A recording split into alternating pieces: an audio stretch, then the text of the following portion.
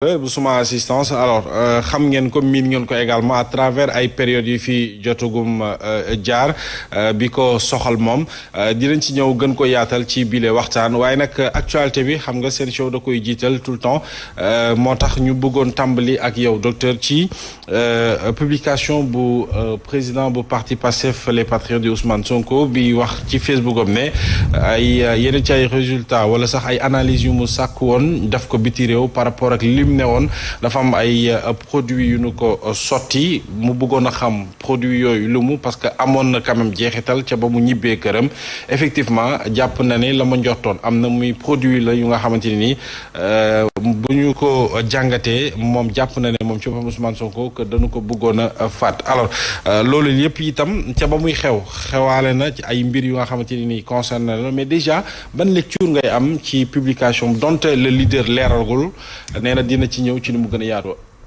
waaw maa ngi leen di remercier sujet boobu de moom. c'est bon xam nga nag en justice et en médecine aussi dañuy wax ne tant que amuloo preuve. c'est encore discutable. Bon léegi tamit li ñu ragal aussi mooy contestation bi dem ci les modalités de prélèvement. parce que booy prélever loo xam ne dafa nar a tuumal nit normalement dafa war am une personne assermentée. bu ko fekkee ko ñu scellé tube yi. jël ko en plusieurs exemples. comme ça bu contestation amee ñu mën a service juridique bi ko jël. mën ko jox beneen expert. mu mën a contrôler mais boo defalee sa bopp analyse nga joxeel sa bopp résultat analyse. day manqué objectivité xam nañu koy waxee. donc à travers données yu mu yor moom muy résultat analyse yooyu mun nañ ci sukkandiku ci kaw juridiquement parlant ñu xam kan ban laboratoire moo def analyse bi substance bi lan lan ko sotti exactement ak itam naka lan ko sende en maanaam sur le plan de la médecine est-ce que mën nañ ko prouver ba xam lii authenticité wu analyse bi effectivement résultat yi mu joxe loolu lañ doon xaar quand il y a eu l'emballement bi ñu ne gouvernement bi dañ ko accusé d'intoxication mu def le remue-ménage dans le milieu médical. pour essayer de trouver des traces wala xam ñi ko def wala ñi ko kii bon xam ngeen li ma ci jot sax bon on nous a prouvé quand même que mosuma laal Sonko fekkuma Sonko prélevé wu ma Sonko. donc moo tax à distance defe naa mën naa ci waxaat parce que defe naa du loolu sax lañ ma tuumal léegi. beneen affaire lañ ma tuumal. foofu lañ leen waxoon ne yéen xaar leen ba kii ne da ngeen ko intoxiqué. jël produit bi ne leen accusé naa leen jox ngeen ma tel produit boo xam ne c'est toxique reconnu par tous les Sénégalais par tout le monde scientifique du moins. parce que en fin de compte sax nee nañu analyse bi du fii lañ ko defee ñu ngi ko defee à l'étranger. bon xamaguma sax ban dëkk. pour vous dire aussi que ni may waxee rek Sonko am na ministère am de la santé bon ñu ngi koy jéem conseiller partout autant à l'extérieur. pour ñu gérer dossier boobu mais bi ma ci am rek mooy est-ce que le prélèvement a été certifié et est-ce que par une équipe sermentée bon léegi nag à l'extérieur tout ce qui est poison moom pour génn un pays quand même organisé xam nañu ban jour la kan lañ ko jaayoon ak ban jour la fa jóge defe naa c'est surtout sur l'étranger qu'on pourra l'aider vraiment à étayer son accusation entre guillemets et qu'on fasse très attention aussi avant muy demati ci ay diffamation parce qu'il faut toujours nañu ko voilà. non parce que kenn nit mooy wax. oui. c'est pas des doutes mais je vous dis qu'il faut entourer ça d'éléments yu koy jox valeur objectivité. objectivité. fiabilité lu koy. non fiabilité ça encore bu laboratoire ba leen nee na gis na quand même. gis na tel produit X la te xam naa contexte bi ñu ko defar tamit xam nañu lii xew Sénégal donc xam naa un laboratoire ne va pas engager sa responsabilité à dire quelque chose boo xam ne amul mënu ko vérifier donc ce produit boobu xam naa am na lu ñu ci denc ñoom même laboratoire bi pour que mën ko bu ñu leen owee demee ñu mën ko joxe mais nag ban moment lañ ko prélever kooku la partie adverse peut le demander. à vous entendre bu dafa mel ne amoo ci ay information naam ci sa clinique la nekkoon. ci jamono jooju nga xam ne ñu ngi doon wax mbir moomu jëm ci empoisonnement ci personne am.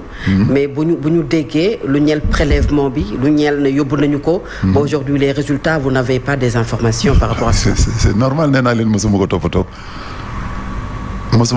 C'est l'erreur que tout le monde a pensé parce qu'il était dans clinique Souma. C'est-à-dire oui. fekkuma prélèvement fekkuma Sonko dafa lu ma ko dara il a amené ses médecins qui étaient même au nombre de 3 qui ont fait leur travail qui en ont payé même le pot cassé parce que ñoom ñëpp defaloon nañ leen en garde de vue ba defe naa même ils sont tous comme moi ils sont en liberté provisoire sauf par exemple kenn bon on rentre pas dans les détails mais ñoo def seen liggéey mais man bu ñu ma joxoon liggéey bi ma di ko def li ma naroon njëkk a def mooy trouver un huissier. mu ñëw fekkee prélèvement bi. d'accord bon loolu laa naroon def huissier boobu nag à tout moment dañu xam ne au moins kii c'est un homme de foi assermenté moom fekk na bi ñuy dindi kii bi parce que question yu bari ñu nar a génn. en médecine question yu bari mën a ban jour lañ ko prélever ci kan lañ ko prélever ñan ñoo présent woon bi ñu koy prélever entre autres. Non ñi présent ça peut être facile bon mais même un médecin assermenté ne suffit pas quand lui-même il fait le travail un travail de prélèvement sur quelqu'un dañ ko war a dindi def ko sous scellé xam ngeen scellé. scellé sur des trucs boo xam ne dañuy signer. oui tampon boo xam ne ñi ko fekkee woon yëpp dañuy signer. et puis ñu def ci plusieurs prélèvements yóbbu ko ci laboratoire bi yóbbu ko ci laboratoire bi denc benn boo xam ne demain. S'il y a une contestation, ce homme de justice huissier mën na génne troisième bi ne leen yóbbu leen ko ci laboratoire bu leen neex. remise boobu ñu koy def tamit à la troisième partie il faudra que l'huissier soit présent un autre huissier soit présent ñu joxe produit bi benn laboratoire ñu ne la voilà jox nañ le produit devant des témoins xoolal ñu produit bi lan la est-ce que c'est le même que le laboratoire X a sorti qui sera le même que l'autre. Il faudra tout un combat juridique vraiment avant qu'on y arrive. Il y avait nag des préalables qui auraient pu faciliter la chose. Bon, mais comme on est dans du médico-politique.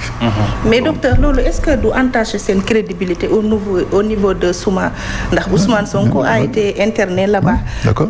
nga ne amoo woon accès ci moom ay médecins am ñoo ko fa doon traité traitement boppam yow amoo ci woon benn information même prélèvement bi yow xamoo ci dara yëgoo tinoo foofu est-ce que kon Souma moom crédibilité am ndax man su ma feebaroon est-ce que am naa possibilité dugg Souma indi samay propre médecin def samay propre prélèvement wuti samay propre analyse absolument Fatou ah oui loolu de maa ngi koy doog a dégg ñi femmes yi fay accoucher naa leen gis on a une maternité on a une maternité oui femmes yi fa accoucher mosuma leen gis mën nga ñëw accoucher avec ton gynécologue ba nga pare nga jël sa bagage nga dem fekk sa gynécologue cabinet newul ci Souma bokkul ci équipe Souma newul ci Souma bokkul Souma les cliniques sont des cliniques kon Souma hôtel la non clinique ouverte 5 heures clinique ouverte mais on a le mot hôtellerie dans les cliniques chambre dañu la koy facturer en hôtellerie léegi nag moom yeneen prestation accouchement salle d'accouchement oxygène médicaments kooku moom c'est connu boo jëlee facture hôpital d'ailleurs bi ko procureur bi doon lire dafa lire hôtel hôtelier en chambre hôtelier il était dans une chambre de luxe qui fait salon plus chambre à 100 000 francs c'est ce qu'on appelle la suite foofu la nekkoon mais pour le cas de Sonko da ngeen engagé wu ndax le fait de l'accueillir ak coow li ci wundu yëpp problème mu empoisonnement biñ ci indexé force de défense et de sécurité yi donc c'est une affaire étatique boo xam ne Souma da cee engagé wu en accueillant le patient Ousmane Sonko. mais accueillir on a le droit d'accueillir tout le monde. parce que bu ngeen continuer ça veut dire que demain bu Sonko feebaraatee damay daw dama ko nangu jël. mais est-ce que am na lu lié ak docteur Niang ak Souma assistance ak non seulement Ousmane Sonko mais ak les militants de Pastef parce que manifestation yi ni mu demee ak ni ñu leen gisee Souma ni ñu leen toppatoowee intervention yi. dafa am li leen lié par rapport ak waa militants de Pastef. événement yu waa Souma oui événement yu bëri seetaan la ko temps yi. waaw. Bon, à part que j'habite au village de Ngor. Bon, je suis lié comme un médecin quand même est lié à la population du monde entier. Waxuma la du Sénégal rek. Le dossier bu comment ça s'appelle Mamadou Diop yaa ngi koy fàttaliku. En 2011. Kooku j'étais lié à qui?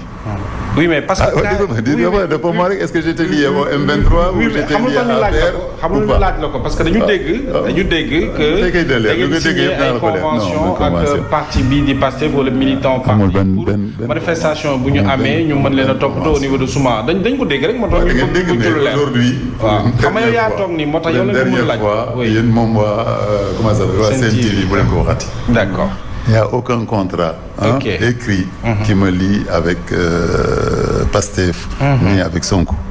Un homme médecin qui est censé soigner tout le monde sans distinction de race. Léegi sa politique nekkul woon ci serment d'Hippocrate bi. mais dafa bu ñu ko defaraatee dañ ci dolli politique. parce que dañu waxoon race ak religion. dans le serment d'Hippocrate. dañuy juré nga ne yooyu doo ko def. et lorsque vous parlez sur RFM que ne da nga am contrat. RFM xamu fu ñu génne loolu je côté madame c'est pas. ah oui excusez-moi je vais me fâcher mais kooku RFM mosuma la wax loolu dama ne la. am na waa Pastef qui sont organisés loolu laa leen di tooñ.